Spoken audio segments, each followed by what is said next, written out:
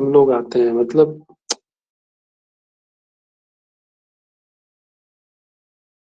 क्या है अग्रिम सूत्र? तथा युक्तम च अनीप्सितम। तथा युक्तम च अनीप्सितम,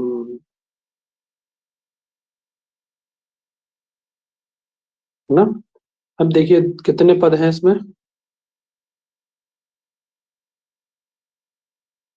चार। कितने पद हैं? हाँ, क्या क्या पद हैं? क्या क्या पद हैं इसमें?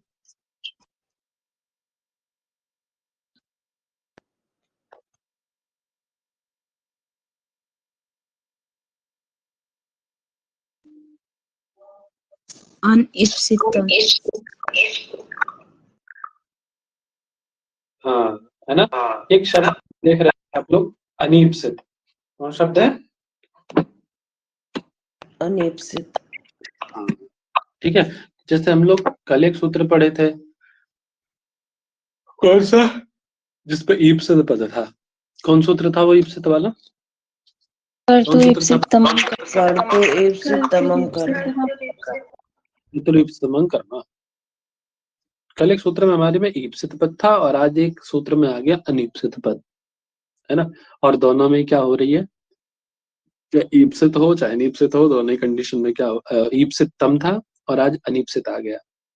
दोनों ही कंडीशन में मजे की बात यह है कि दोनों ही पद में क्या हो रही है, कर्म संज्ञा, चाहे वो ईप्सित तम हो चाहे वो अनीप्सित हो। एक मिनट रिज्वाइन करूंगा दोबारा जरा, ईयरबड्स वो डिस्कनेक्ट हो गया, इसलिए आवाज वापस आ रही है। सुबह कक्षा होगी कल, उसके उपरांत भी ये कंडीशन है कि लोग नहीं है ना। 65 लोगों में से 65-70 लोग हैं क्लास में एनरोल्ड, उनमें से 65-70 में से केवल कितने लोग हैं? 17 लोग हैं इस समय। चल बढ़िया। तो क्या था भैया, हम लोग देखे कल कि हम लोग ईप्सिततम एक पद देखे, है ना। क्या देखे? ईप्सिततम। बस ईप्सिततम की जो कर्ता को क्रिया के द्वारा अत्यंत ईप्सिततम कारक था, उसकी हो रही थी भैया कौन कौन संज्ञा? कर्म संज्ञा। ठीक है, ईप्सिततम कारक की हो रही थी हमारे कर्म संज्ञा। अब हम देख रहे हैं, क्या देख रहे हैं पंडित, कि अब ये आ गया अनीप्सित एक शब्द। क्या आ गया? अनीप्सित। अनीप्सित पद। इसकी भी हो रही है क्या? इसकी भी क्या हो कर्म रही है? संज्ञा। कर्म संज्ञा। ठीक है, बचा क्या? केवल ईप्सित। बचा क्या? ईप्सित। ईप्सित। हाँ, है ना। ईप्सित को वो कर्ण बन गया हमारा, है ना। ईप्सित को हमने कर्ण बना लिया, उसमें तृतीय अर्थीय करने लग गए। देखिए क्या कह रहे हैं, उनको चलते पढ़ते हैं। कह रहे हैं, तथा अयुक्तम च अनीप्सितम। तथा युक्तम च अनीप्सितम, सॉरी।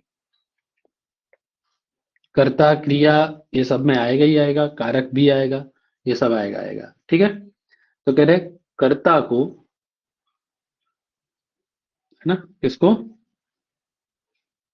कर्ता को कर्ता क्रिया, को मतलब क्रिया के द्वारा, क्रिया के माध्यम से, यत आप तुम अनीप्सितम, जो अत्यंत अनीप्सित हो। कैसा हो पंडित जी?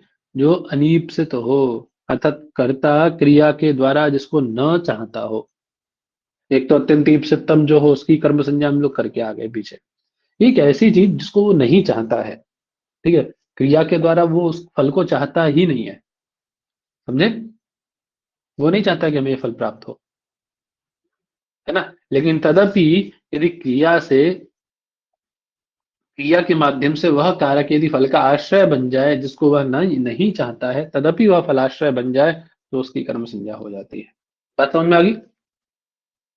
जिसको वो नहीं चाहता है, ऐसा ऐसा यदि क्रिया के द्वारा वह वस्तु यदि उसके फल का आश्रय बन जाए, क्रिया के फल का आश्रय बन जाए, तो उसकी भी कर्म संज्ञा हो जाती है। अनवांटेड वस्तु भी, जिसको वो नहीं चाहता है, वो यदि क्रिया व्यापार के द्वारा क्या बन जाए, फल का आश्रय बन जाए, तो उसकी भी क्या हो जाती है भाई साहब? बोलो। कर्म संज्ञा से कर्म संज्ञा से बात समझ में आ गई होगी सबको अभी अच्छे से? क्यों जी? जी। देखो वही कह रहे हैं, क्या कह रहे हैं, ये जरा अटेंडेंस की क्या नाम है, ये शिवानी या आप में से कोई भी एक, सृष्टि बहन जी, कोई भी स्क्रीनशॉट ले लो अटेंडेंस का, कितने लोग हैं सबके, और ग्रुप में डाल दो उसमें, पेड वाले में, जो जिस समय जी 17-18 लोग जो भी हैं, हाँ, सबका स्क्रीनशॉट लेकर उधर शेयर कर दो पेड वाले बैच में। तो क्या कह रहे हैं, क्रिया देखिए समझिएगा, है ना, क्रिया या व्यापारेण, क्रिया रूपी जो व्यापार है उस व्यापार के द्वारा कर्तु कर्ता को, है ना, कर्ता को यत इष्टतमम, जो इष्टतम कारक था उसकी हमने कर्तृत्व कर्म से कर्म संज्ञा सिद्ध है, की थी हमने, कल कर लिया हम लोग, है ना, एक क्रिया के द्वारा कर्ता को जो अत्यंत ईप्सितम कारक था उसकी कर्म संज्ञा हम लोग कर लिए थे। बोले उसी क्रम में तेन व प्रकार उसी प्रकार से है, तथैव फलाशय युक्तम, या चेत यदि वही क्रिया के द्वारा वही व्यापार के, है ना, जो क्रिया का जो व्यापार है ना, कर्तु हो या तो अनीप्सितम, मतलब ईप्सितम की जगह पे अब आप क्या कर दीजिए, अनीप्सित कर दीजिए। यदि वो वस्तु अनीप्सित है, अनवांटेड है ना, यदि क्रिया के द्वारा वो उसको नहीं चाह रहा, चाह कुछ और रहा है, तो उसकी प्रकृत सूत्र से जो अनवांटेड है ना, जिसको वो नहीं चाह रहा है, उसकी भी कर्म संज्ञा हो जाती है। ठीक है सर, मतलब ईप्सित तम के जैसे अनीप्सित कारक की भी कर्म संज्ञा होती है, ये बात याद रखिएगा। जैसे सब सपोज समझिए, देवदत्त गांव को जाते हुए अहिम लंघयति, सांप को लांघता है। वो जा रहा है,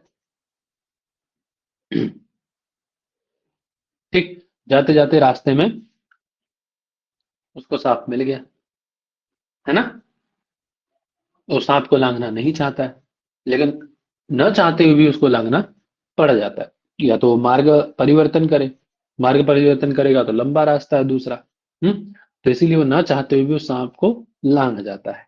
ठीक है, तो नहीं चाहता है ना उसको लांघना, वो वस्ता उसको ईप्सितम कारक क्या, गांव जाना है कि नहीं, देखो दिख रहा है यहाँ पे, देवदत्ता ग्रामम गच्छन अहिम लंघयति है, तो उसको मुख्य कार्य क्या है उसका भाई, वो चाहता क्या करना, क्या करना चाहता है वो तो अपने गांव जा रहा है ना, उसको तो ईप्सितम कारक क्या है, देवदत्त करता है, देवदत्त रूपी कर्ता को क्या करना है, अपने गांव जाना है ना, तो मुख्य कारक क्या है उसका, बोलो बेटा, मुख्य कारक गाँव क्या है जाना। उसका, ग्राम गांव जाना, गाँव गांव जाना ना, एक तो ईप्सितम कारक तो ग्राम है, इसीलिए उस ग्राम की क्या हो गई आपके यहाँ कर्म संज्ञा हुई है, ईप्सितम होने के कारण कर्तृ कर्म से।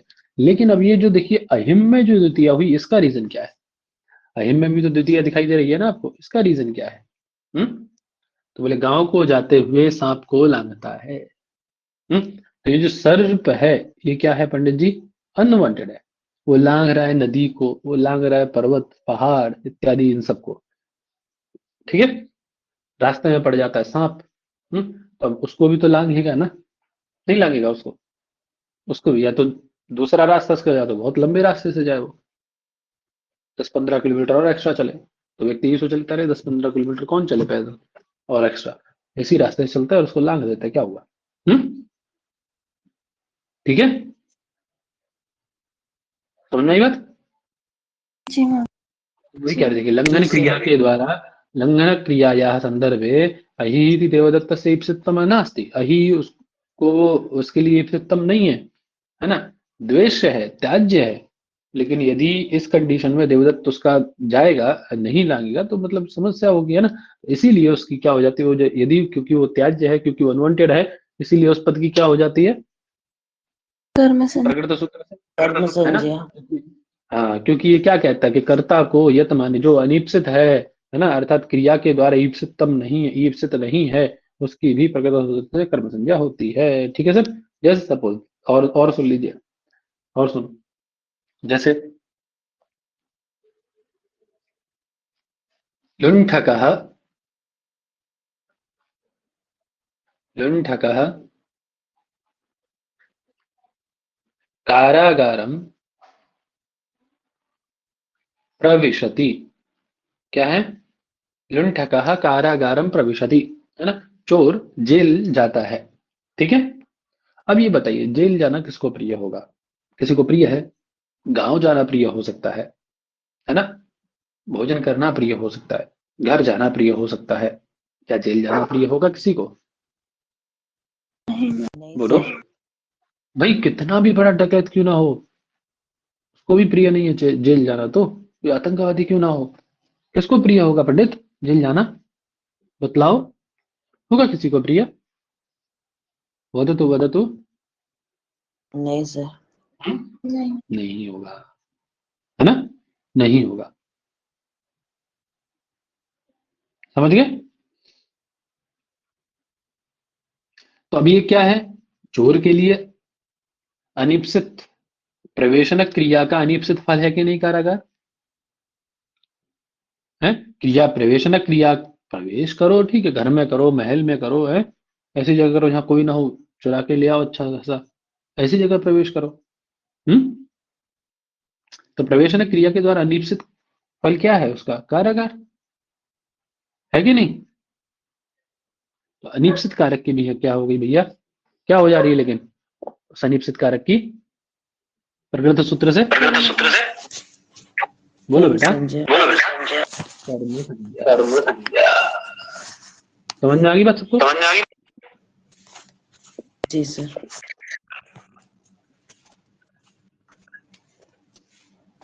ठीक है जी, चलो जी सर। अब देखो और उदाहरण देख लो। म्यूट कर लो बहन जी। ए सच्ची म्यूट शिवानी कर दो। माइक म्यूट कर दीजिए। देवदत्तः ग्रामं गच्छन् तृणं स्पृशति। देवदत्तः ग्रामं गच्छन् तृणं स्पृशति। देवदत्त गांव को जाते हुए तिनके को छूता है। अब देखिए, देवदत्त को ईप्सितम क्या है? गांव जाना, है ना? लेकिन अब भैया जा रहा है वो रास्ते में, तो भैया तिनके विनके भी मिल रहे हैं, तिनके पेड़ पौधे पत्ते सब मिल रहे हैं। अब न चाहते हुए भी उनसे छल जा रहा है वो। क्या वो चाहता है कि मैं छूऊं उनको?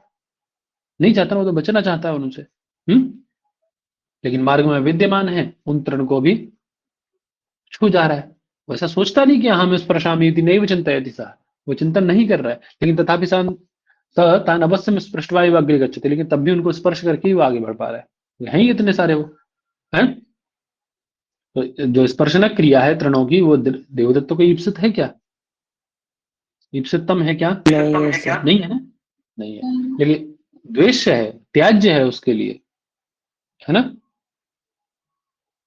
समझे पंडित जी? हैं? जी सर। तो एक अर्थ, क्योंकि वो त्याज्य है, अनिप्सित है, अनवांटेड है, अब भी उसकी क्या हो जा रही है भैया? क्या हो जा रही है उसकी? कर्म संज्ञा। ठीक है, कर्म संज्ञा होकर के क्या बनेगा? द्वितीया, कर्मणि द्वितीया से द्वितीया हो जा रही है उसमें। ठीक है सर, क्लियर है? अब ईप्सित अनिप्सित का मतलब तो पता ही है आपको, देखो, है ना? वही कह रहे हैं, अनिप्सित इति शब्दः प्रकृत सूत्रे अनिप्सितम इति शब्दः न ईप्सितम अर्थात प्राप्तम यत प्राप्तम इष्टतम न तत् अनिप्सितम। ठीक, न्याय तत्पुरुष समास है ना? नए के अर्थ को स्पष्ट करते हुए भाष्यकार कह रहे हैं कि न अयम प्रसृज्य प्रतिषेधा ईप्सितम न इति किम तर्हि पर्योदासो अयम। बोले ये प्रसृज्य नय नहीं है, अभी तो कौन सा नय है यहाँ पे? कौन सा नय है? नय पर्युदास। पढ़े थे ना अभी तक? तत्पुरुष समास में नय पढ़े थे ना? सामान्य दो अर्थ विशेष 6 अर्थ नय के पढ़े थे ना? हाँ जी सर। सामान्य पढ़े थे ना? तो ये कौन सा है? बोले अयम प्रसृज्य प्रतिषेध है। कैसा प्रतिषेध है ये? प्रसृज्य प्रतिषेध है। ठीक, प्रसिद्ध प्रतिषेध है, नयम प्रतिषेध है, ये प्रसिद्ध प्रतिषेध नहीं है। ठीक है, और ना ही अईप्सित है। फिर क्या है? बोले पर्युदास प्रतिषेध, पर्युदास नाम का प्रतिषेध है। वही कह रहे हैं, नय इति पर्युदास अस्ति, है ना? ठीक है। जी सर।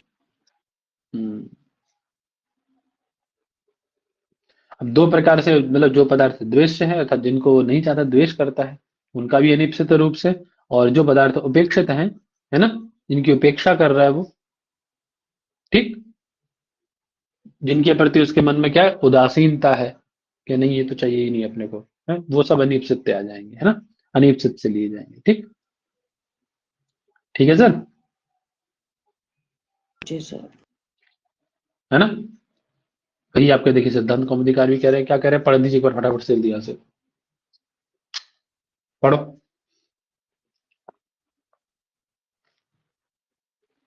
पढ़ो भैया।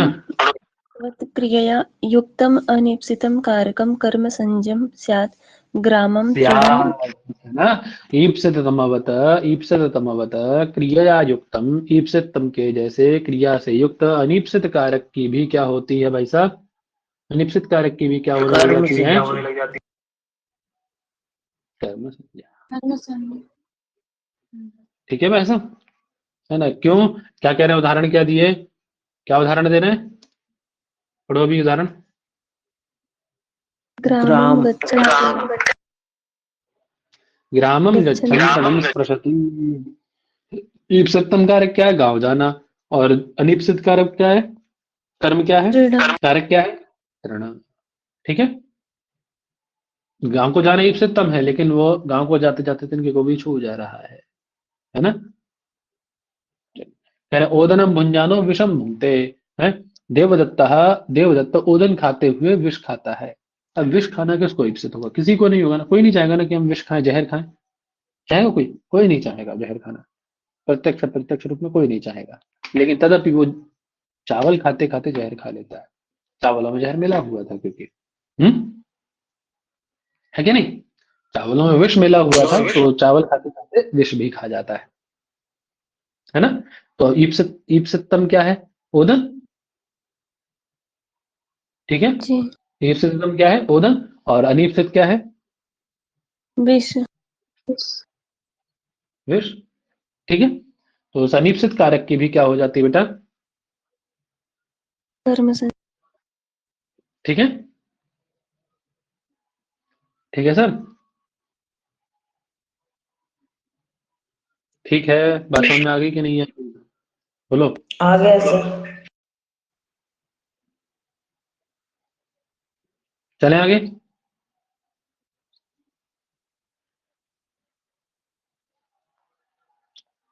चलें आगे, अच्छे समझ में आ गया ना। एक ही बात याद रखनी है कि जो अनीप्सित कारक है उसकी भी कर्म संज्ञा होती है ईप्सितम कारक के जैसे, है ना। जैसे आपने ईप्सितम कारक की कर्म संज्ञा की, तथा से इसी अर्थ को लेना है कि जैसे आपने ईप्सितम कारक की कर्म संज्ञा की थी, उसी प्रकार से अनीप्सित कारक की भी कर्म संज्ञा होती है। ठीक है, यदि वो क्रिया का आशय है तो,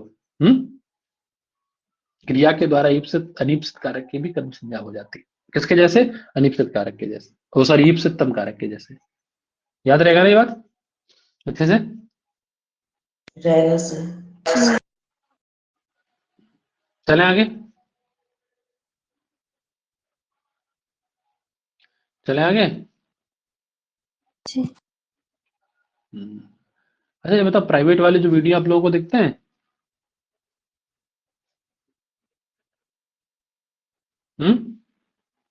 नहीं, जैसे जो अगर आप प्राइवेट ग्रुप वीडियो, में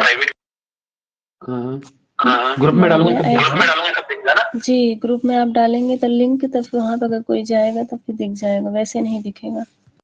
अच्छा ठीक है, चलो, किए थे कल 2 वीडियो अपलोड, अभी और कर देंगे ना क्लास के बाद इकट्ठे, डाउनलोड करके रख लिए मैंने 7-8। ठीक, चल, तो बात समझ में आ गई, अच्छे सूत्र समझ में आ गया है सबको, आगे चलते हैं। कह रहे अकथित, क्या है अग्निम सूत्र, अकथित। अब देखिए, अपतितम च। इससे पहले आपने एक सूत्र कल पढ़ा था, कौन सा, कौन सूत्र था एक और, अनिभिहिते है, अनिभिहिते अनभिहित। बहुत सुंदर, बहुत सुंदर, ऐसे ध्यान ध्यान से पढ़ते रहा करो बस, अच्छा लगता है जब उत्तर देते हो। अनभिहित, ठीक, अनभिहित का मतलब क्या था, अभिहित मतलब कथित, अनभिहित मतलब अकथित, है ना, अनुक्त। ठीक है, तो वह अनभिहितत्व किसके द्वारा आ रहा था, तिंग के द्वारा, कृत के द्वारा, बोलो, तद्धित तद्धित के द्वारा, और हाँ इनके सर। द्वारा आ रहा था, है ना। इनके द्वारा उक्त होता या इनके द्वारा अनुक्त होता, यही था। अब ये जो यहाँ अकथितत्व आया है, इसका मतलब भी अकथित मतलब अनभित अबाधित इत्यादि है ना। अब ये किसके द्वारा अकथित है ना। तो यहाँ क्या अकथित का मतलब है, तो यहाँ अकथित का मतलब है भैया अविवक्षित। क्या मतलब है? अविवक्षित। अविवक्षित। जैसे आपके, हाँ, जैसे आपके विवक्षा से ही एक शब्द है विवक्षा। विवक्षा मतलब वक्तुम इच्छा, है ना। वक्तुम इच्छा, ठीक है, कहने की इच्छा, व्यक्त करने की इच्छा, ठीक। तो कहने की इच्छा किसकी होगी? वक्तुम इच्छा किसकी होगी? वक्तुम इच्छा विवक्षा किसकी होगी भाई? कर्ता की ना होगी। जो आपका कर्ता कह रहा हूं, जो आपका वक्ता है उसकी होगी ना। अरे हमारी आपकी होगी, हम चाहे बोले हम चाहे ना बोले। अभी विवक्षा जो है ये आपकी कारक में भी चलती है। ये आपकी जितनी मतलब वृत्ति है ना, वृत्ति है ना 5 प्रकार की। हम्म। जी।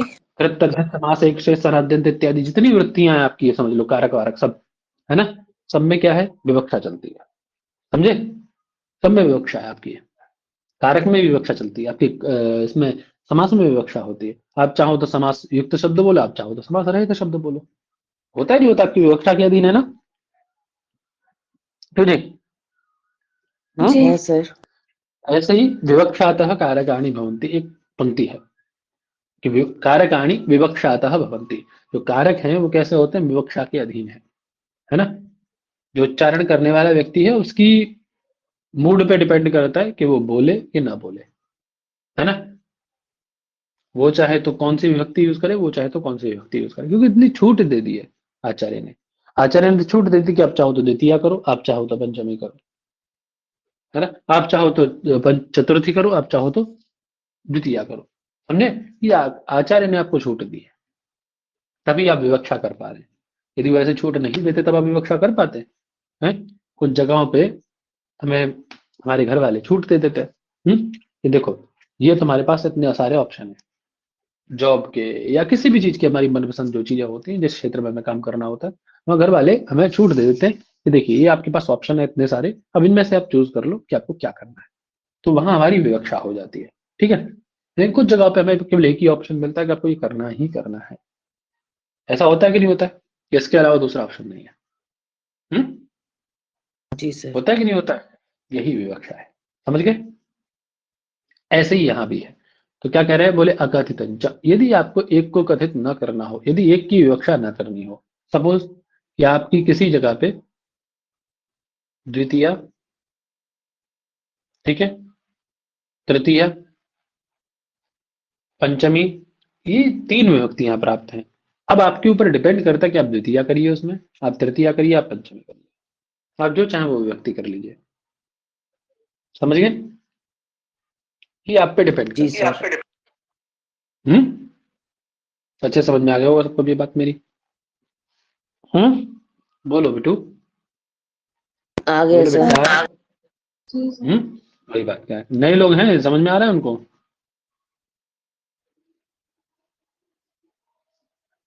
क्यों, ये क्या नाम है, सौम्या, बच्चा समझ में आ रहा है? जी भैया। हम्म, पहले पढ़े हो कारक? जी भैया, बीए में पढ़ा हुआ है। अच्छा चलो तब ठीक है, तब तो अच्छे समझ में आ रहा होगा। बाकी ये साक्षी करके कौन है? फर्स्ट टाइम कौन कौन पढ़ रहे हैं कारक यहाँ पे?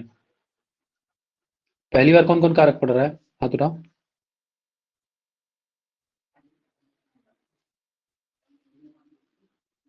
देखिए व्यक्ति पढ़ रहा है, समझ में आ रहा है बाबू तुमको?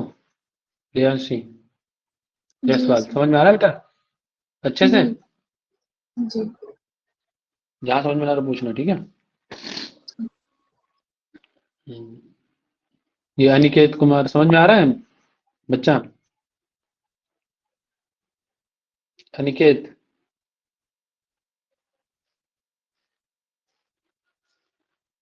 तो हो गए पंडित। आर के मोबाइल समझ में आ रहा है?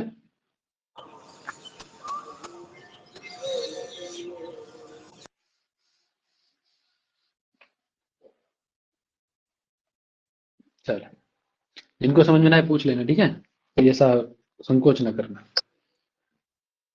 ठीक है। तो वही कह रहे हैं अपादानी, अब किससे अविवक्षित होगा? अब यहाँ तो हमारी लोक में तो हमारी बहुत सारी चीजें होती हैं, यहाँ किससे हम अविवक्षा करेंगे? अविवक्षा का मतलब समझ में आ गया ना, जो कहने की इच्छा ना हो जिसको है, तो लोक में हम वैसी विवक्षा करते हैं, अविवक्षा करते हैं, यहाँ किसकी विवक्षा अविवक्षा होगी? तो बता रहे हैं, कह रहे अपादानादि संज्ञा भी, मैंने बताया ना कि एक जगह पे 3-4 विभक्तियां प्राप्त है, ठीक। अब आदि से सबको ले लीजिएगा, जितनी आपकी वो है कारक है ना, अपादान है, संप्रदान है, करण है, अधिकरण है ना, कर्म है, ठीक, ये सारी के सारे सबको ले लीजिएगा इनको, है ना। तो जो अपादान आदि संज्ञाएं हैं, यानी ये सब इनके द्वारा जो अविवक्षित कारक है, अर्थात जिसको कहने की हमारी विवक्षा नहीं है, वो कारक किस संज्ञा में चला जाता है? उसकी कौन संज्ञा कर दीजिए आप? कर्म संज्ञा कर दीजिए, ठीक है। अब क्या ये आपको सब जगह प्राप्त होगी ये छूट? क्या आप सब जगह ऐसा कर सकते हैं कि मान लीजिए हम संप्रदान नहीं कहना चाहते उसमें तो हम कर्म कह देंगे, हम करण नहीं कहना चाहते तो हम क्या कर देंगे? हम कर्म कह देंगे, हम अधिकरण नहीं कहना चाहते वहां क्या कर देंगे? कर्म कह देंगे उसको, कर्म में कन्वर्ट कर देंगे। हम उसको अपादान नहीं कहना चाहते तो हम क्या कह देंगे? उसको कर्म कह देंगे। तो क्या सब जगह होगा ये ऐसा? तब तो बहुत अच्छी चीज है। बोले नहीं नहीं नहीं, ज्यादा प्रसन्न भी मत होइए, सब जगह ऐसा नहीं हो। केवल कितनी धातुएं हैं ये? केवल कितनी धातुएं हैं? 16 धातुएं हैं। 16 कितनी धातुएं हैं? 16 धातु। 16 द्विकर्म 16 धातुएं, ठीक है। 16 धातुएं हैं जिनके प्रयोग में आपको ये छूट मिलेगी, अर्थात ये इनमें से कोई भी एक धातु, इन 16 धातुओं में से कोई भी एक धातु आपका आप जब प्रयोग करेंगे तो वहां यदि वो अपादान होगा तो अपादान कर्म में आप कन्वर्ट कर सकते हैं, चाहे तो आप अपादान बोलिए, है ना। समझे? अपादान में सिंपल सी बात है कि पंचमी होती है, हम सब जानते हैं। नहीं, संप्रदान में चतुर्थी होती है, हम सब जानते हैं। करण में तृतीया होती है, अधिकरण में सप्तमी होती है, हम सब जानते हैं। तो चाहे तो आपके पास ऑप्शन है कि चाहे तो आप इनकी तत्त विभक्तियों का प्रयोग करें, या फिर आप सबकी जगह किसका प्रयोग कर सकते हैं? कर्म संज्ञा और कर्मणि द्वितीया से द्वितीया कर सकते हैं। बात समझ में आ गई? ये 16 धातुओं में आपको छूट मिल जाती है, ठीक है साहब? बोलो भागीना। जी सर। चलिए, वही कह रहे हैं, देखिए क्या कहा उन्होंने? अपादान इत्यादि भी कारक संज्ञा भी यस्य कारकस्य, अपादानादि संज्ञाओं के द्वारा यस्य कारकस्य, जिस कारक की विवक्षा नहीं कृता अस्ति, अपादानादि संज्ञाओं को लेकर के जिस कारक की हम विवक्षा नहीं करते हैं, अर्थात जिसकी अपादानादि संज्ञा नहीं करेंगे, है ना, जब भवती वो कारक हम क्या कर सकते हैं? उसको कर्म संज्ञा में ले जा सकते हैं, ठीक है। ऐसा इस सूत्र का आशय है ना, क्योंकि हमारी विवक्षा से ही कारक होते हैं, हम जैसा चाहेंगे वैसे कारक होंगे, ठीक। इसको लेकर के ही यहाँ ये कार्य किया गया है। समझ में आ गई? जी सर। है ना, वही बता रहे हैं कि इस वचन को अनुसरण करते हुए कदाचित कोई व्यक्ति ध्रुवपाये पादानम से, है ना, अपादान संज्ञा होती है, इस सूत्र के द्वारा दी गई अपादान संज्ञा को नहीं करना चाहता है, नहीं विवक्षित, यदि उसकी विवक्षा नहीं है उसको करने की, वो उसमें प्रवृत्त नहीं होना चाहता है, तो उस कारक की वह क्या कर दे पंडित जी? अविवक्षित करते हुए, उस अपादान को अविवक्षित करते हुए, अकथित करते हुए, है ना, उस स्थिति में उसकी कर्म संज्ञा करके उसमें द्वितीया कर सकता है, ठीक है सर? है ना? जी। जी सर। अब कह रहे हैं ये कार्य केवल कुछ विशिष्ट धातुओं के विषय में ही संभव है, अर्थात ये जो अविवक्षा है आपकी, जो आप अपादान की, संप्रदान की, अधिकरण की जो अविवक्षा करने जा रहे हैं, है ना, कर्म के अतिरिक्त जो अन्य कारक हैं उनकी अविवक्षा जो करने जा रहे हैं, वो केवल कुछ विशिष्ट धातुएं हैं, उन विशिष्ट धातुओं के विषय में ही ये आप अविवक्षा कर सकते हैं, ठीक है ना। वो कौन कौन है विशिष्ट धातुएं? तो बता रहे हैं, देखिए कौन कौन है, ध्यान दीजिएगा। दुह, याच, पच, दंड, रुधि, प्रच्छ, ची, ब्रू, शास, जी, मथ, मुषाम, कर्मयुक्त स्यात् कथितम, कर्मयुक्त स्यात् कथितम, तथा कौन कौन? बोले स्यात्, नी, ह्री, कृष और वह, नी, ह्री, कृष और वह। तो देखिए ऊपर कितनी है, गिनिएगा, ऊपर गिनिएगा, देखिए दूह 1, याच 2, पच 3, है ना, दूह याच पच, दंड 4, है ना, आगे क्या है? रुधि 5, प्रच्छ 6, ची क्या है? 7, ब्रू 8, शास 9, जी कितनी? बोलते जाओ यार। 10 मथ 11 और मुश 12 12, है ना। और नी 13 13 री री 14 कृष 15 और वह 16 होगी 16 धातु, होगी 16 धातु है, यही 16 धातु है। अर्थात इनके ही उसमें, इनके ही यदि जद में जब आप आएंगे, अर्थात इन धातुओं का जब आप प्रयोग करेंगे, चाहे दुह धातु का प्रयोग करें चाहे याच धातु का, है ना, तो आपके पास एक अपॉर्चुनिटी होगी कि आप अपादान की जगह पे कर्म कर सकते हैं, आप संप्रदान की जगह पे कर्म संज्ञा का प्रयोग करें, आप अधिकरण की जगह पे कर्म संज्ञा का प्रयोग करें, ये आपके पास अपॉर्चुनिटी मिल जाएगी। ठीक है, अर्थात कर्म तो कर्म होगा ही होगा, है ना, कर्म तो कर्म होगा ही होगा, लेकिन आप अपादान इत्यादि को भी कर्म, अर्थात दो कर्म बन जाएंगे उसमें। इसीलिए इन धातुओं को कहा जाता है द्विकर्मक धातुएं। क्या कहा जाता है इन धातुओं को? द्विकर्मक धातु। द्विकर्मक, क्योंकि इसमें इनके वाक्यों में जब इनके वाक्य बनते हैं तो उसमें दो दो कर्म आ जाते हैं। स्वाभाविक सी बातें आ ही जाएंगे भाई, एक तो आपका प्रधान कर्म होगा, ठीक है, एक प्रधान कर्म होगा तो ईप्सितम होगा, है ना, जिसकी आपने कर्तरी सम कर्म से कर्म संज्ञा की होगी। दूसरा, इसके द्वारा कन्वर्ट किया गया, है ना, जो पहले अपादान था, है ना, अपादान की जगह पे अब वो क्या हो गया है, कर्म बन गया है। कर्म समझ आ गया? या जो पहले संप्रदान था अब क्या कहलाता है, वो आपके कारण कर्म बन गया, है ना। तो उसको हम लोग कन्वर्टेड कर्म या गौण कर्म कह सकते हैं। क्या कह सकते हैं? गौण कर्म, ठीक है, है ना। प्रधान कर्म और अप्रधान कर्म, अप्रधान कर्म कह लो चाहे कुछ कह लो, ठीक है बेटा। तो अब एक एक करके देख लेते हैं फटाफट फटाफट से, है ना। आधे मैं बता दूंगा, दो चार आपकी बाकी अपने से लगा के आइएगा, जो समझ में ना आए उसको पूछिएगा, ठीक। जी। देखिए कहा ना उन्होंने कि एक प्रधान कर्म होगा, इतत कर्म प्रधान कर्म, जो कर्तरी सम कर्म से होगा वो प्रधान कर्म होगा, लेकिन इसके द्वारा प्रकृत सूत्र से जो द्वितीय कर्म लाया जाएगा, है ना, वो किंचित कर्म पदम संभवती, इस कर्म पद को हम लोग गौण कर्म पद कह देंगे, ठीक है। ये 16 धातुएं द्विकर्मक धातुएं हो जाती हैं इस प्रकार से, दो दो कर्म होने के कारण, ठीक है। जैसे दुह धातु है, सबसे पहले क्या बनाया वाक्य, कह रहे गोपाल गाम पया दुग्धि, अर्थात गोपाल गाय से दूध धोता है,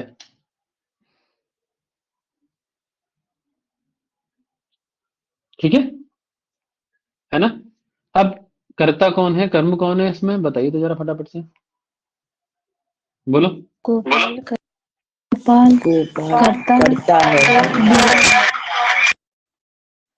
गोपाल कर्ता हो गया, दोहन क्या है, क्रिया, क्रिया क्रिया क्रिया है। दूध कर्म ठीक है ना। बाकी लोगों की आवाज नहीं आती है मुझे भाई साहब, इसीलिए पूछना पड़ता है मुझे बार बार, केवल दो लोगों की आवाज आ रही है सुबह से। अब गाय को क्या चाहिए, वो सॉरी गाय को कह रहा हूँ, गोपाल को क्या चाहिए भाई, वो गाय को क्यों रखे हैं? आप सपोज करो, आप लोग भी क्यों रखते हो, गाय भैंस को क्यों पालते हैं हम लोग, हैं, अच्छी लगती है इसीलिए, वो मैया है, गैया मैया है इसीलिए, हम्म, गैया मैया है इसीलिए पालते हैं, बताओ। दूध के नहीं, केवल दूध के लिए पालते हैं, बहुत सेल्फिश है ना, बहुत सेल्फिश है।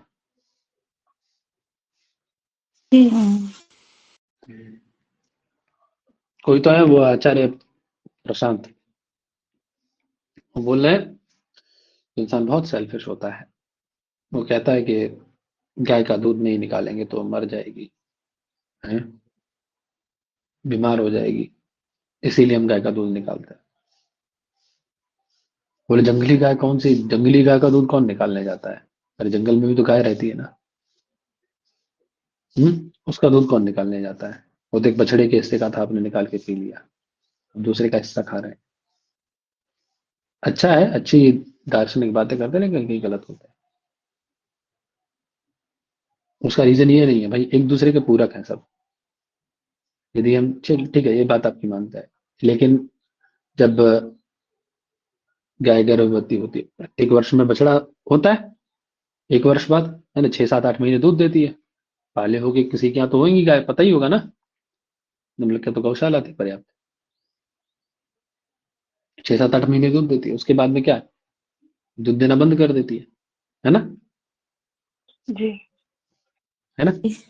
फिर जब भी जिस समय उसकी गर्भावस्था होती है, उस कंडीशन में जब वो क्या बोलते हैं, जब बछड़े को जन्म दे रही होती है, तो उस कंडीशन में क्या होता है, देखा होगा आपने, क्यों केवल उसका सर और आगे वाले वो आते हैं, हाथ हाथ बाहर आते हैं ना, सर के साथ ऐसे हाथ पे रखे हुए पहले सर बाहर आता है उसका, नहीं, फिर बाहर आता है उसका, फिर उसको पकड़ के क्या होता है, चाहे तो डॉक्टर चाहे कोई व्यक्ति जो जानकार अच्छा होता है, वही पकड़ के उसको धीरे धीरे खींचता है बाहर, है ना, यही होता है, तभी वो बाहर आ पाता है। और बहुत बार क्या होता है कि उसका सर घूम जाता है अंदर ही अंदर, फिर उसको पता नहीं कैसे कैसे करके निकाला जाता है बाहर। अब इस कंडीशन में हम लोग यदि उसकी सहायता नहीं करेंगे, तो कैसे उसको जन्म दे पाएगी, नहीं दे पाएगी। उस कंडीशन में उसके अंदर ही वो बछड़ा कुछ समय तक रहेगा, उसके बाद मर जाता है, अंदर ही मर जाएगा। उसका जो क्या बोलते हैं, जो वाटर बैग है वो, मतलब ब्लास्ट हो कुछ समय तक रहेगा, फिर वो फट जाएगा उसमें, वो उसके पूरे शरीर में क्या कंडीशन होगी सोचो, अंदर ही मर गया उसका बछड़ा, बच्चा, और वो सड़ रहा है अंदर, मतलब 48 से 72 70 घंटे में क्या असहनीय पीड़ा होगी उसको, और वो किस प्रकार से मरेगी, कितनी बुरी गति से मरेगी वो, है ना। तो ये सारी चीजें एक दूसरे की पूरक है। अब ये नहीं कह सकते आप उसको, हम उसको बचा भी रहे हैं, सारी चीजें हैं ना, ये सारी कंडीशंस हैं, सारी कंडीशन पे अप्लाई होती है, सारी चीजें हैं, ठीक है। तो बात क्या आ गई, तो गोपालों को क्या चाहिए, हमें क्या चाहिए भैया, हमारे लिए इप्सितम क्या है इसमें, मोस्ट डिजायरेबल क्या है, दूध, है ना, तभी गाय को पाला जाता है, ठीक। तो इप्सितम कौन हो गया, दूध है ना, ईप्सितम हो जाएगा। ईप्सितम होने से सीधे सीधे उनके कौन भाग के आ जाएगा, जैसे ही वो सुनेगा कि हाँ ये पद जो है ईप्सितम हो गया इनके यहाँ, ये कारक 3 कारकों में एक कारक यहाँ ईप्सितम हो गया, तो उसको क्या कर देगा वो तुरंत आकर के, उसकी क्या कर देगा, कर्तृ संबंध कर्म क्या कर देगा, कर्म समझा। संज्ञा कर देगा। और जैसे ही कर्म संज्ञा होगी, तुरंत कौन भाग के आएगा, कर्मणि द्वितीय, तुरंत तो क्या कर देगा उसमें, द्वितीय विभक्ति तृतीय विभक्ति। ठीक है। तो क्या बन जाएगा आपका, दुग्धम पयः। अब यदि आप पयः के रूप चलाते तो पयः पयसी पयांसी, पयः पयसी पयांसी, ऐसा आपका पयः बन जाएगा, ठीक। दुग्ध के चलाते तो दुग्ध के हिसाब से चला लिया, ठीक है, ठीक है ना। अब आइए गाय पे, गाय से दूध को निकाला जा रहा है ना, कहाँ से लिया जा रहा है दूध को, और जो अभी तक गाय के अंदर था उसको क्या किया जा रहा है, गाय से दूर कर दिया गया, है ना। तो क्या पृथक्करण है कि नहीं, पृथक्करण है कि नहीं, जी बोलो, पृथक्करण हो रहा है ना, अपाय हो रहा है ना, एक चीज को दूसरे से अलग किया जा रहा है ना, तो अपाय है ना, विश्लेष है कि नहीं, है ना। जी। तो गाय से दूध को अलग किया जा रहा है, हम लोग पढ़ते हैं अपादान का मतलब जहां से विश्लेष होता है उसको हम लोग क्या कहते हैं, उसकी प्रधान अपादान संज्ञा कर देते हैं, ठीक है पंडित। तो दूध का विश्लेष कहाँ से हो रहा है, गाय के पास था जो, अब वो आपकी बाल्टी में आ गया, आपके पात्र में आ गया है। तो गाय से अलग हुआ ना दूध, महिषी से अलग हुआ ना दूध, तो उस गोत्व पदार्थ की क्या हो जाएगी, उस महिषी पदार्थ की क्या हो जाएगी, अपादान संज्ञा, जहां से विश्लेष हो रहा है उसके बाद। जैसे पेड़ से पत्ता गिरता है, तो पेड़ क्या हो जाएगा, अपादान, है ना, पेड़ से फल गिरता है, पेड़ क्या हो जाएगा, अपादान। ऐसे ही गाय से दूध लिया जा रहा है, तो गाय क्या हो जाएगी, बोलो, अपादान, ठीक है ना। अब कंडीशन ये आती है, आपके पास ऑप्शन है, आपने दूह धातु का प्रयोग किया, है ना, दोग्धी। और अभी हम लोग पढ़े थे कि यदि इनमें से 16 धातुओं में से कोई भी दूह, याच इत्यादि धातुओं में से कोई भी धातु आती है, तो आपके पास अपॉर्चुनिटी मिल जाती है आपको कि आप जो अपादान इत्यादि हैं उनको कन्वर्ट करके कर्म में ले जा सकें। तो जो गाय अपादान है, चाहे तो आप गोहो ऐसा प्रयोग करिए, है ना, क्या बनाइए गोहो, लेकिन अब कोई व्यक्ति है भैया उसको गाय के रूप याद ही नहीं है ना, गौ शब्द के रूप याद ही नहीं है, वो कि भैया हम क्या करें। तो हमने कह दिया भैया देखो तुम्हारे पास अपॉर्चुनिटी है, दुह धातु मिल गई है, तुम एक काम करो, जाओ सीधे भाग करके कथन संचय के पास में, वो कह देगा कि अपादान की जगह आप कर्म कर लो, है ना। अपादान को बना करके क्या बना दो, मारपीट के कर्म बना दो, है ना। हाँ, तब एक दो वचन तो याद ही होता है सबको, है ना, प्रथमा द्वितीय विभक्ति तो सबको याद होती है कहीं ना कहीं, है। तो जी तुरंत से आपने क्या कर लिया, उसकी गाय की कर्म संज्ञा कर ली और क्या बना दिया, उसको कर्म बना दिया। और कर्म बनते ही तुरंत दो कर्मणि द्वितीय से द्वितीय क्या बन गया, जो गो था वो अब गाम बन गया, है ना। तो दो कर्म हो गए ना आपके। अब देखिए पया है एक कर्म और गाम दो कर्म, तो दुह धातु कैसी हो गई, द्विकर्मक धातु हो गई, कैसी है, द्विकर्मक है धातु। ना। प्रधान कर्म कौन सा है, गौण कर्म कौन सा है, प्रधान कर्म जो कि आपका ईप्सित कर्म है, पया याद रखना। इन 16 धातुओं में, सुनो बेटा, इन 16 धातुओं में जो भी ईप्सितम कर्म कारक होगा, है ना, ईप्सितम होगा वही कर्म हो, वही आपका प्रधान कर्म होगा, और जो कन्वर्टेड है वो आपका क्या हो जाएगा, अप्रधान या गौण कर्म हो जाएगा। ठीक है भाई साहब, जी क्लियर है सबको, क्लियर है। ऐसे ही याच धातु बदल गई, है ना। अब आपके पास दो ऑप्शन है, चाहे तो आप ये बनाइए, गोपाला है गोह पया दुग्धी, गोपाल गाय से दूध दोहता है, चाहे तो ये बनाइए, चाहे तो ये बना लीजिए कि गोपाल है गाम पया दुग्धी, तो चाहे गोह पया दुग्धी चाहे गाम पया दुग्धी, ठीक। ऐसे ही आगे देखिए, अग्रिम में भी यही कर सकते हैं आप। याच आ गई, दुह के बाद याच धातु थी आपकी, दुह याच पच दंड, जब आप पढ़ेंगे कारिका तो वहां याच है सेकंड नंबर पे। तो वामन बलि से वसुधा को मांगता है, ठीक। वामन क्या कर रहे हैं, वामन भगवान थे ना, जी 3 पग भूमि मांगे थे बलि से, है ना। वो 3 पग में सारी पृथ्वी नाप लिए थे, क्योंकि राक्षसों का उस पर कब्जा हो गया था।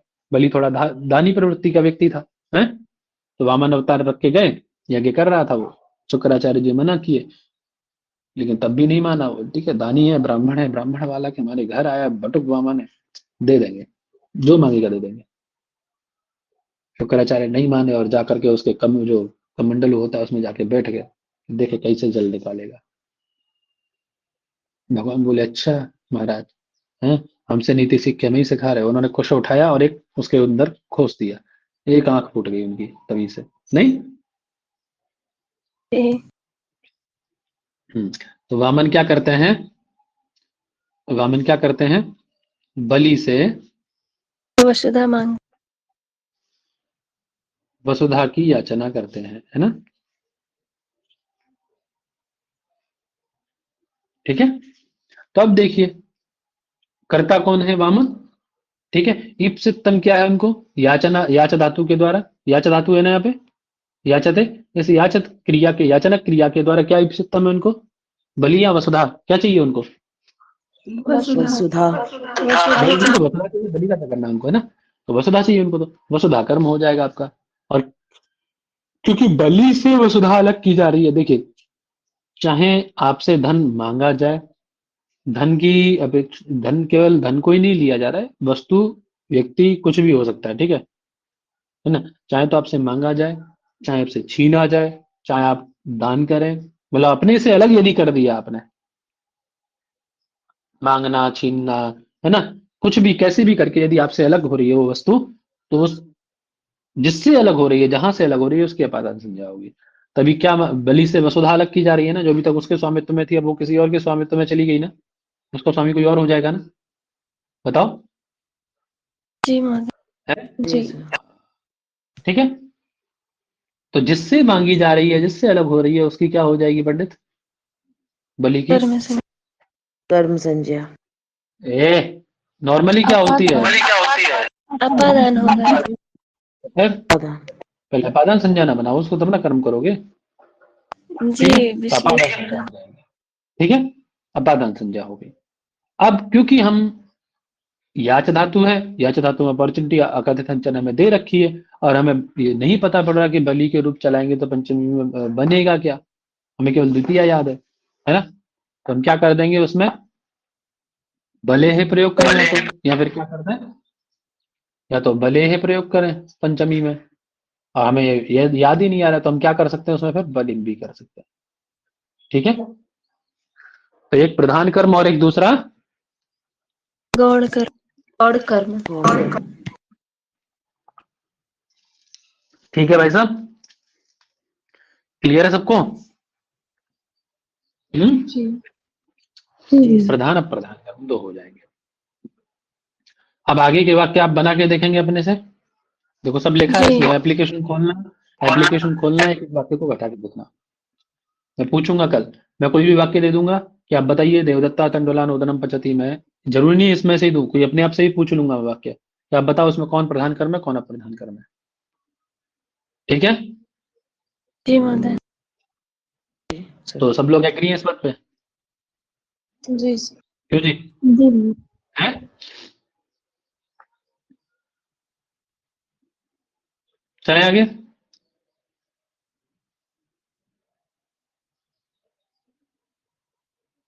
चले आगे भैया। जी जी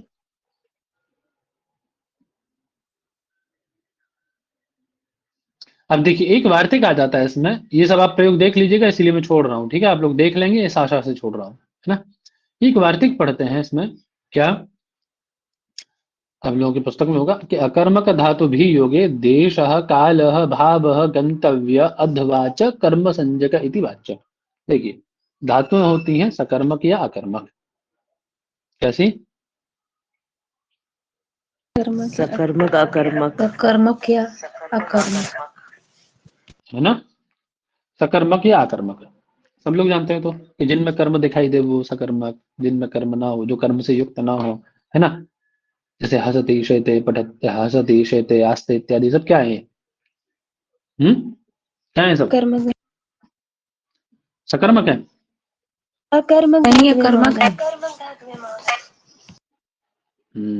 है ना, ठीक है, ठीक है भाई साहब। जी जी सर। जी सर।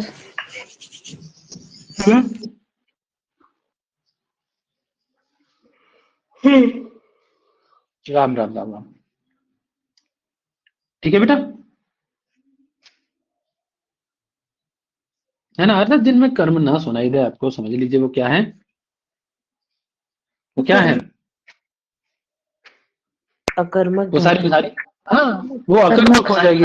और जिसमें कर्म सुनाई दे जैसे पठती, है ना, विरजति, गच्छति, खादति, पचति, सब क्या है, ये सकर्मक है, सारी धातुएं सकर्मक हो जाएंगी। ठीक, तो अब ये सकर्मक को न लेकर के ऊपर वाली बात सारी सकर्मक में थी, अब ले रहे हैं अकर्मक धातुओं को। क्या कह रहे हैं, यदि अकर्मक धातु भी योग, यदि अकर्मक धातुओं के योग में क्या हो पंडित जी, देश काल भाव गंतव्य अध्व, है ना, ये शब्द आते हैं, तो इन सब ये सब भी कौन किस स्वरूप में चले जाने चाहिए, किस उसमें चले जाने चाहिए, इनकी क्या कौन संज्ञा कर देनी, क्या संज्ञा कर देनी चाहिए इनकी, कर्म संज्ञा। ठीक है ना।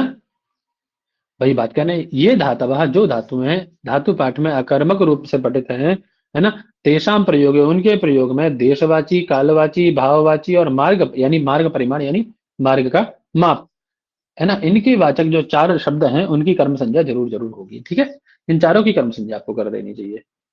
ठीक है पंडित जी, बात समझ में आ गई मेरी आपको? वही कहने देखो, देश कुरु पांचाल इत्यादि देशवाची शब्द जैसे देवदत्ता कुरुन स्वपति, देवदत्त क्या करता है, कुरु नाम देशे स्वपति अर्थात कौरवों के देश में सोता है। तब देखिए ये स्वप सही जो धातु है शयन करना, सोना, सोना धातु कैसी है, सकर्मक है या अकर्मक है, अकर्मक। कैसी है, अकर्मक है ना सोना।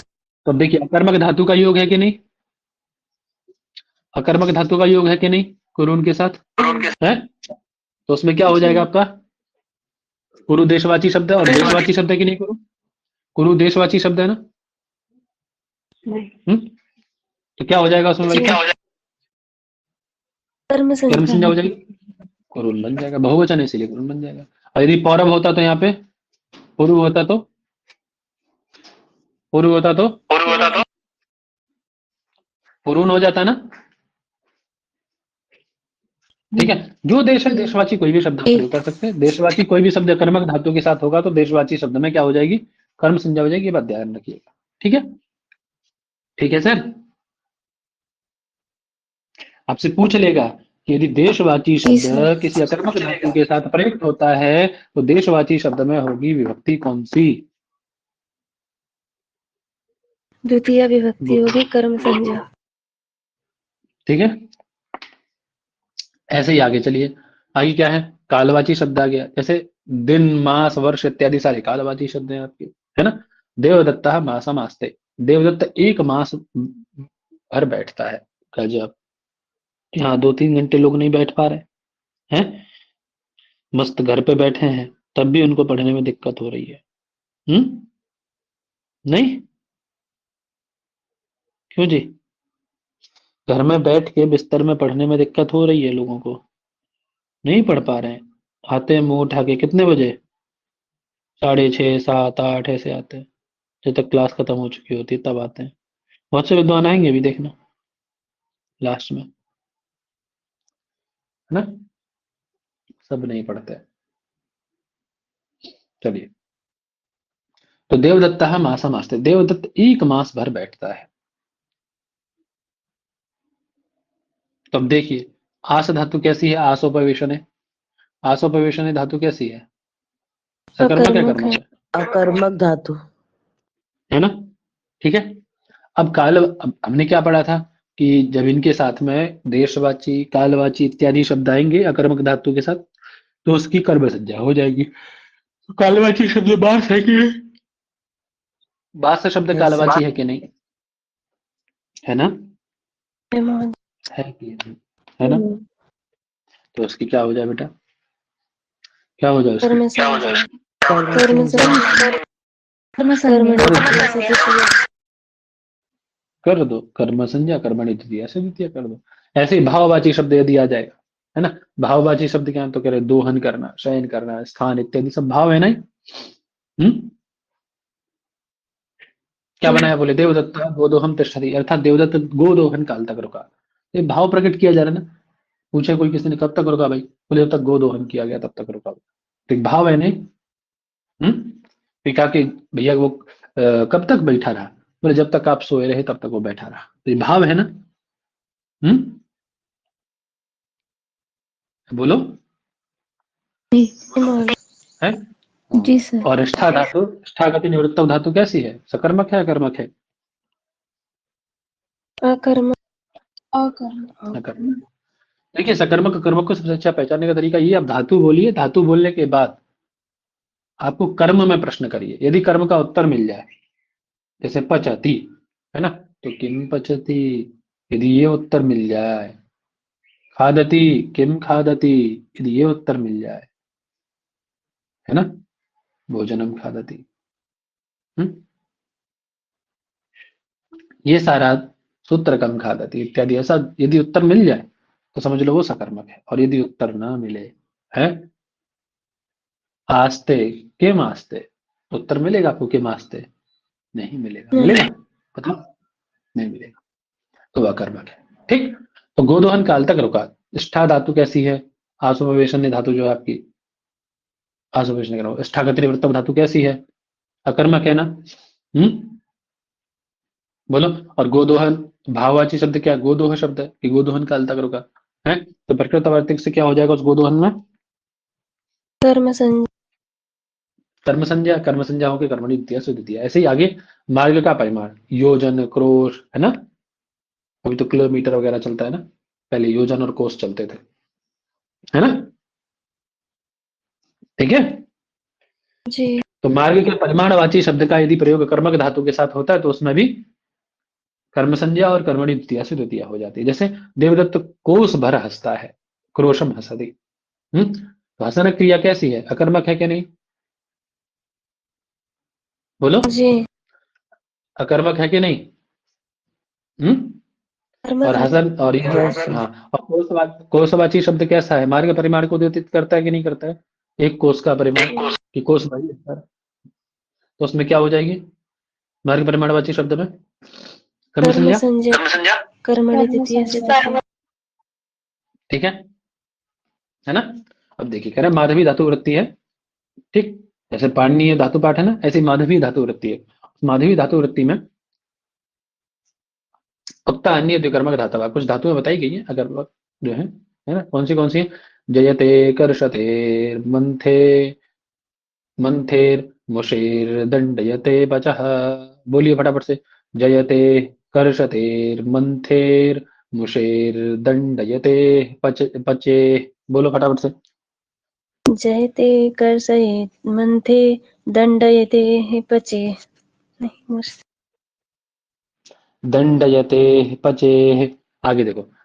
तारेर, ग्राहेस्तथा, मोचेस, त्याज्येर, दर, क्या लिखा है? त्याज्येर, दीपेश्च संग्रह। बोलो फटाफट से। तारे ग्राहेस्तथा मोचे त्याजे त्याजेर्दीपेश्च संग्रह।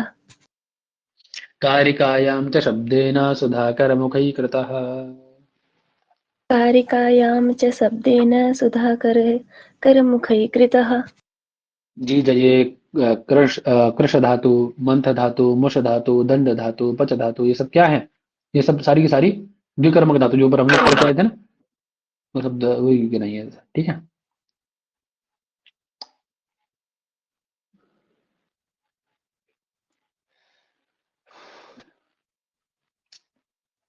चलिए छोड़िए इसको, तो कोई मतलब नहीं। तो बात समझ में आ गई? पूरा आपका सूत्र हो गया ये वाला आपका है, ये दिया था कुरुन सपति मासमास्ते गोदोमास्ते क्रोशमास्ते, सारे के सारे उदाहरण हो गए। अब ये उदाहरण आप लगा के आइए, तो उसके बाद उस पर चर्चा की जाए। ठीक है सर जी?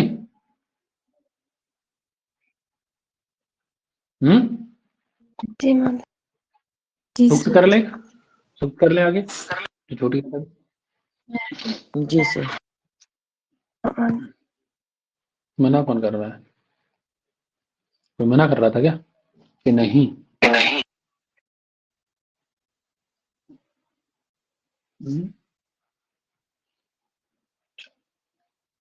महोदय एक प्रश्न। कौन सूक्त चल रहा था? इंद्र सूक्त चल रहा था ना? यहाँ ऐड नहीं किए थे क्या इंद्र सूक्त को?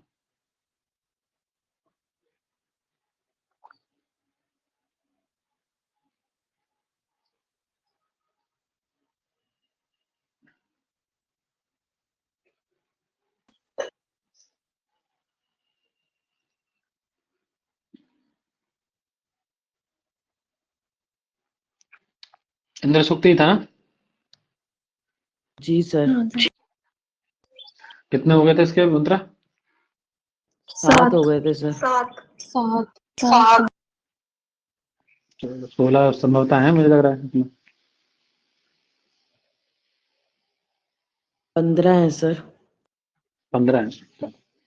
क्या है आगे? यहाँ से आगे चलना है ना, 8 से अपने को। यं क्रंदसि संयति विव्ययते परे परे उभया अमित्रा, यहीं से आगे चलना है ना बेटा? जी सर। जी फटाफट से क्या कह रहे हैं? चलो फटाफट फटाफट चलो, प्रश्न वगैरह बाद में ले लेंगे बेटा।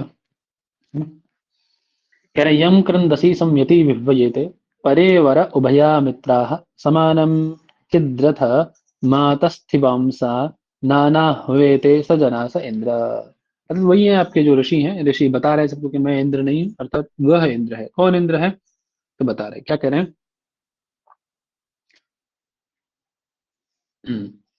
कह रहे हैं यम क्रंदसी संयति विव्ययते, अर्थात जिसको आहूत करते हैं। कौन? यम, जिसको क्रंदसी, क्रंदसी मतलब रोते हुए। कौन रोते हुए? तो मैंने बताया था जहां भी क्रंदसी शब्द आए वहां क्या समझना है आपको? क्रंदसी में, क्रंदसी में किसको समझना है?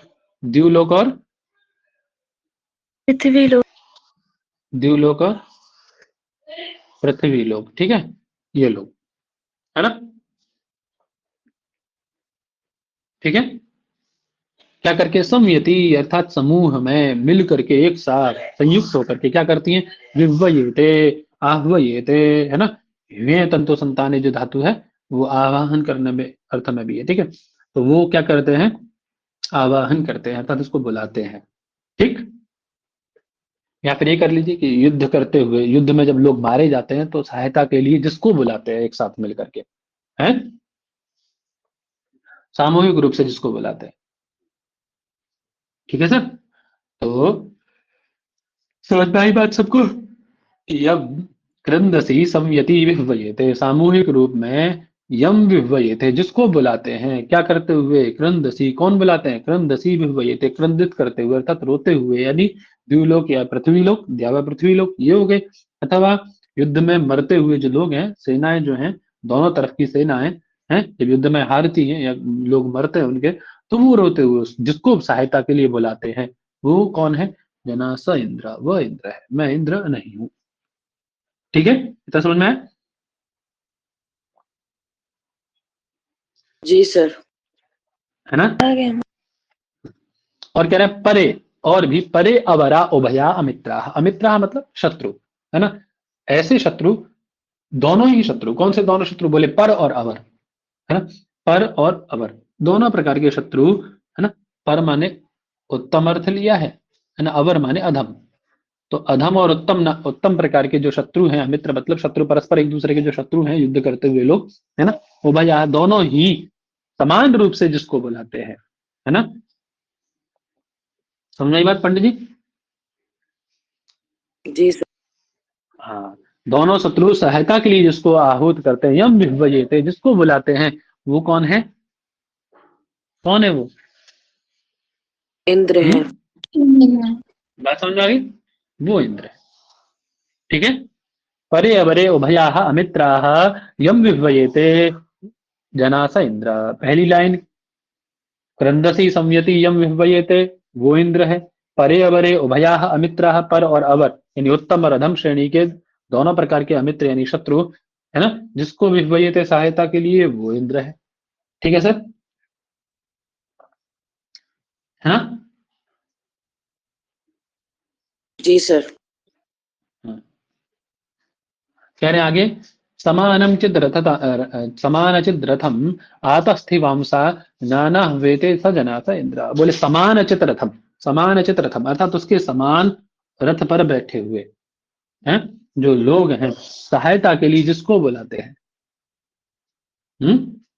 कैसे, आतस्थिवान मतलब बैठे हुए, स्थिर हुए, ष्ठागति निवृत्त धातु है ना, आंग उपसर्ग पूर्वक ष्ठा धातु से पशु प्रत्यय करोगे तो अस्थिवान शब्द बनेगा, ठीक, द्विवचन में,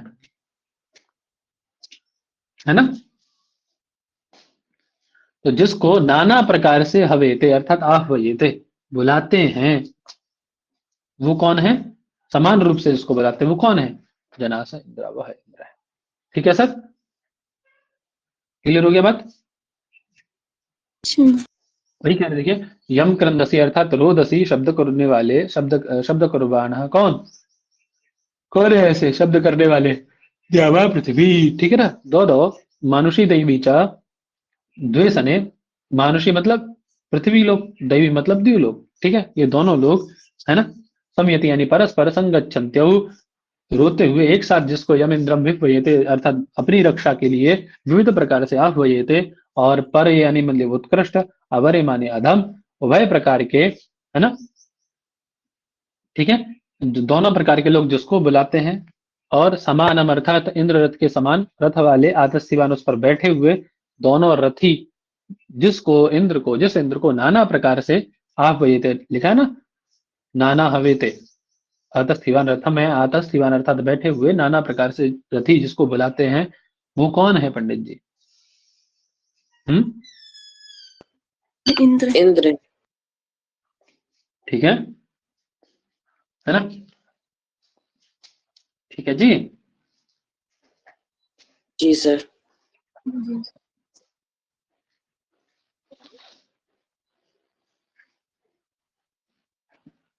देख लेते हैं प्रकृति प्रत्यय, क्या क्रंदसी मतलब कृति धातु है, उससे वही कृति धातु का वैदिक रूप बनता है, संयति में सम ई क्षत्रिय प्रत्यय बनाएंगे तो संयति हो जाएगा, विव्वयते में वी वे धातु से आपका प्रथम पुरुष द्विवचन में विह्वयते बनता है। विह्वयते विह्वयेते द्विवचन में बनेगा ना, विह्वयते विह्वयेते विह्वयन्ते विह्वयसे विह्वयेते विह्वयद्वे बनेगा ना। आदस्थिवान आंग स्था कोसु प्रत्यय करेंगे प्रथमा द्विवचन में आदस्थिवान बन जाएगा। उभया उभय शब्द प्रथमा द्विवचन में उभय हो जाएगा। अवर उभया अवरे उभया है ना, स्वर संधि है। ठीक है सर, आगे चले।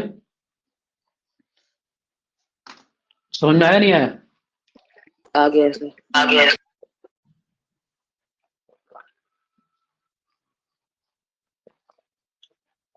कह रहे यस्मान् नरते विजयन्ते जनासा यम युध्यमाना अवसे हवन्ते यो विश्वस्य प्रतिमानं बभूव यो अच्युतच्युतः स जनास इंद्रा। है ना, यस्मात् ऋते जनास न विजयन्ते, सिंपल सा सीधा सीधा अर्थ है। क्या अर्थ होगा? अच्छा बताओ इसका, बिना देखे बताना। यस्मात् ऋते जनास न विजयन्ते, जिसके बिना लोग, क्या अर्थ होगा बोलो बेटा? विजयंती मतलब विजय नहीं, जना को नहीं न विजयन्ते अर्थात जिसके बिना, यस्मात् ऋते यानी ऋते माने बिना, जिसके बिना जना न विजयन्ते लोग नहीं जीत पाते। है ना। और युद्धमान मतलब जो युद्ध में रत हैं, लगे हुए हैं, लड़ रहे हैं युद्ध में, वो भी अपने अवसे मतलब रक्षार्थम, रक्षा के लिए, यम हवन्ते, हवन्ते मतलब आह्वयन्ते, जिसको बुलाते हैं, वो कौन है? कौन है? स जना से इंद्र हुआ, इंद्र वह इंद्र है ना।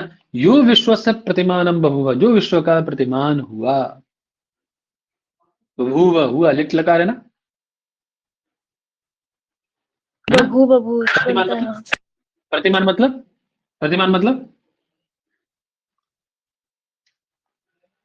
प्रतिनिधि, रिप्रेजेंटर, रक्षक, गोपा हुआ, यो अच्युत है ना, जो कैसा है बोले, अच्युत को च्युत कर देने वाला है, जो किसको, अच्युत को च्युत कर देने वाला है, जना स इंद्र, वह इंद्र है। ठीक है भैया, जी सर। समझ में आ गई बात सबको? जी भैया। ठीक है जी, अच्छे समझ में आ गया ना, सरल सरल मंत्र है बहुत, समझ में भी आ जा रहे होंगे अच्छे से, है ना। या वही कह रहे यस्माद् ऋते जना न विजयन्ते, अर्थात जिसके बिना लोग नहीं जीत पाते, है ना, विजय न प्रब्रवन्ति, अतः युध्यमानः युद्धम कुर्वाणः जनाः अवसे रक्षण, अपने रक्षण के लिए यम इंद्रम आह्वयन्ते आहूयन्ति, यश्च विश्वस्य सर्वस्य जगतः प्रतिमानम यानी प्रतिनिधि बभूव, यश्च अच्युताच्युत अर्थात अच्युतानाम यानी जो क्षय से रहित है ना, जो पर्वत इत्यादि क्षय से रहित कौन है? अच्युत, जिनका क्षय नहीं होता कौन है? ऐसे पर्वत इत्यादि है, उनको भी क्या कर देने वाला है? च्यावित कर देने वाला, उनको भी चवित कर देने वाला है, वह कौन है? ऐसा इंद्र है। ठीक है। है ना। ऋते के योग में ना वो पंचमी हो गई आपकी, कौन सूत्र अच्छा बताओ ऋते के योग में पंचमी करने वाला है? प्रीति छत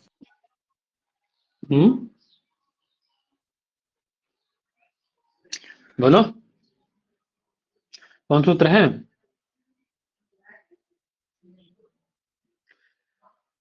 बोले भैया, अरे जो लोग पहले पढ़े हैं वो बताओ, पढ़े नहीं है पहले आप लोग? क्यों सृष्टि बहन जी? भूल गया भैया। होते जनी करते ऋतिक बिना वाला जो आता है, पृथक बिना नाना विभूतिया वाला जो है, उसमें पंचमी आ जाती वार्तिक है ना। है। जी है ना। जी, पृथक बिना नाना तृतीया अन्यतरस्याम करके जो चलो देख लेना और बताना है ना लास्ट तक। ठीक है जी। तो यहाँ पे मतलब है ना, पृथक बिना नाना आदि अर्थों में तृतीया पंचमी द्वितीय विभक्ति होती है, अन्यतरस्याम ग्रहण समुच्चयार्थम। जैसे पृथक, रामायण, रामात्र, ये वाला। तो वहां तो पृथक, विना और नाना इन तीन का ग्रहण किया है। ये कहाँ से लिया तुम? वृत्त कहाँ है वहां पे? तो ये होगा क्या, मतलब जनिक कर्तु प्रकृति वाला होगा क्या, पता नहीं। देख लेना, चल पता ना वाला। ठीक है, चल क्या है उसके अंदर? विजयंते, वी जी, वी उपसर्ग पूर्वक जी जय धातु से प्रथम पुरुष वचन विजयंते बनेगा। युद्धमाना में युद्ध धातु है, श्यन प्रत्यय, मुख आगम, है ना, और शानच। मैंने देखो बताया था जहाँ पे भी शानच होगा वहां एक चीज तो जरूर दिखा बताई थी मैंने, क्या आएगा जरूर? शानच जहां हो रहा है वहां मुख आगम तो दिखाई देगा ये आपको, है ना। ठीक है, युद्धमाना देखिए, है ना, तभी तो माँ आया ना उसमें। ठीक, अब असे में, अब असे है, ठीक है, तुमन अर्थ में ये असे प्रत्यय प्रयोग हुआ है। ठीक है, वैदिक। हवंते में वे धातु है, वे या हु धातु से लट लकार प्रथम पुरुष एक वचन में हवंते बनेगा। प्रतिमानम में प्रतिमा ल्युट है, ल्यू को अन कर देंगे तो प्रतिमानम बन जाएगा। अच्युतानाम च्यावयिता है, अच्युतानाम च्यावयिता, जो अच्युत है उनको भी चवित कर देने वाला। च्यू धातु से क्ता प्रत्यय करेंगे तो च्युत बन जाएगा। न च्युत अच्युत नए समास है ना। च्यू से क्विप करेंगे तो च्युत बनेगा। ठीक है ना। तो यदि अब दो चीजें हैं आपको, यदि वो अदंत दिखाई देता है, अकारांत दिखाई देता है तो समझ लीजिए ता प्रत्यय है, और यदि वो हलंत दिखाई देता है तो समझ लीजिए क्विक प्रत्यय हुआ है उससे। ठीक है सर, ठीक है बेटा जी, चलिए आगे। क्या है, यह समझ में आ गया ना? जी हाँ जी, जी महोदय। यह शश्वतो मह्येनो दधान अमन्यमानान् शर्वान् जघान यह शर्धते न दुददाति शुद्ध्यां यो दस्योर्हंता स जनास इंद्र, है ना। यह शश्वतो मह्येनो दधान, यह शश्वता, शश्वता मतलब, शश्वत शब्द किस लिए प्रयोग किया यहाँ पे?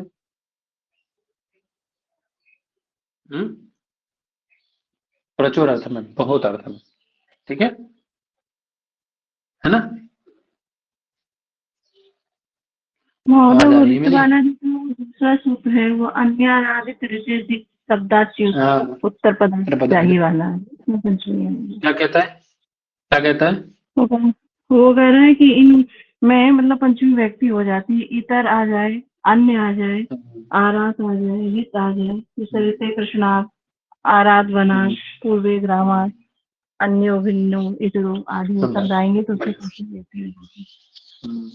अन्य आराधित अर्थे दिक् शब्दांच उत्तर पदा जाहि युक्त अथवा अंच उत्तर पद में इत्यादि सब हो तो उन सब के योग जी, में पंचमी व्यक्ति। बहुत सुंदर, है ना। तो शश्वत के अर्थ में भी यह प्रचुर अर्थ में है ना। ठीक है जी, है ना। एनह मतलब मही, एनह महद, मही मतलब महत महान, एनह मतलब पाप, एनह मतलब पाप। तो जिसने, यह जो व्यक्ति शश्वतः अत्यधिक क्या किया है, शश्वतः महीयेनः दधाना, जो अत्यंत पाप को धारण किए हुए है ना।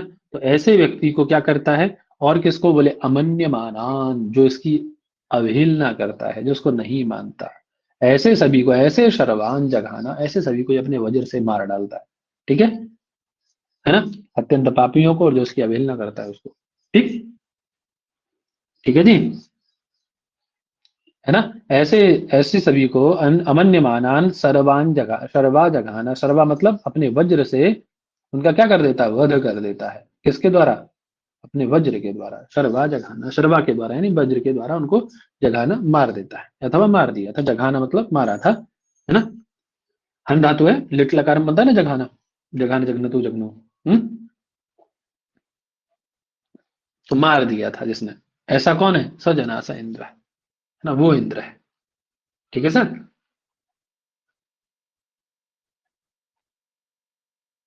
आवाज आ रही है?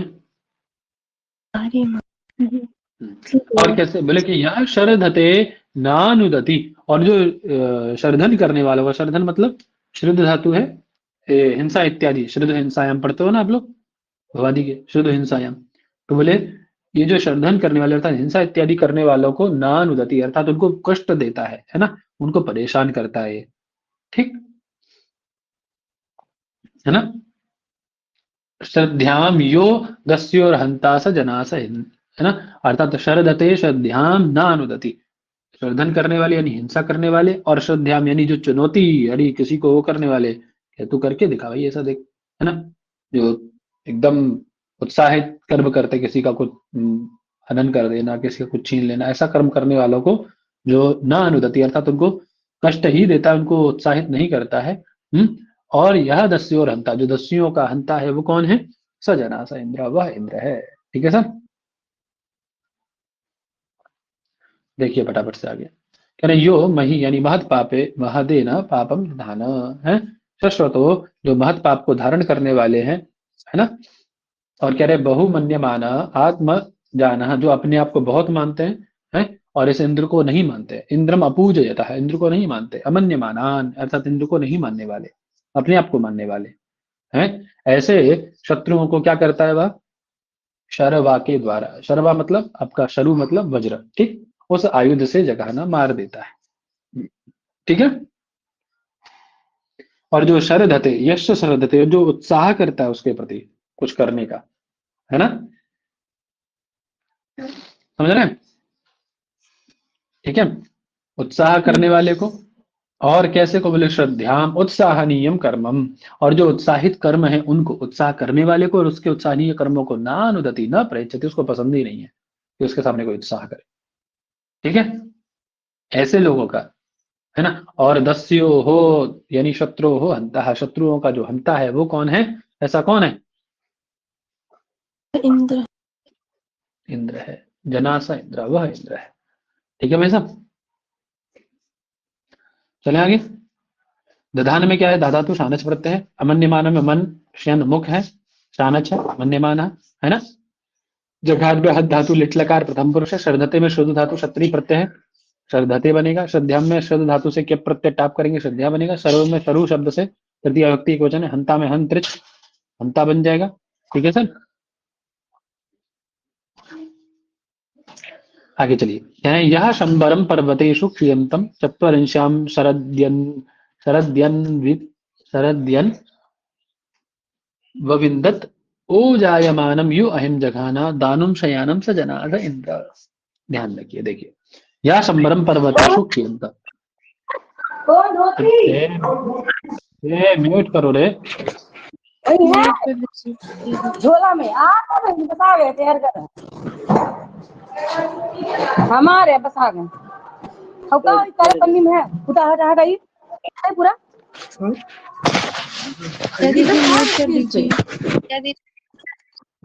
अरे यार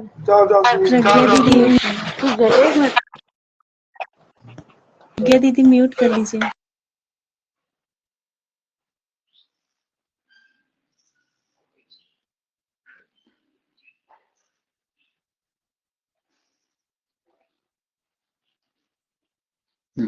यहाँ शंबरम पर्वतेषु क्षीयंतम चत्वारिंश्याम शरदि अन्वविंदत ओजायमानम यो अहिम जघाना दानुम शयानम स जनासा इंद्र। देखिए,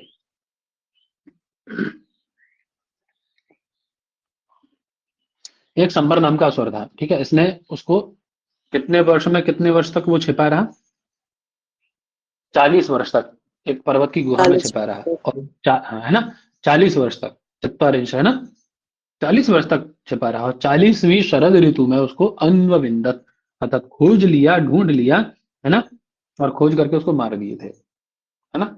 ओजायमानम यो अहिम जघाना, जिसने अही नाम के राक्षस को समाप्त किया।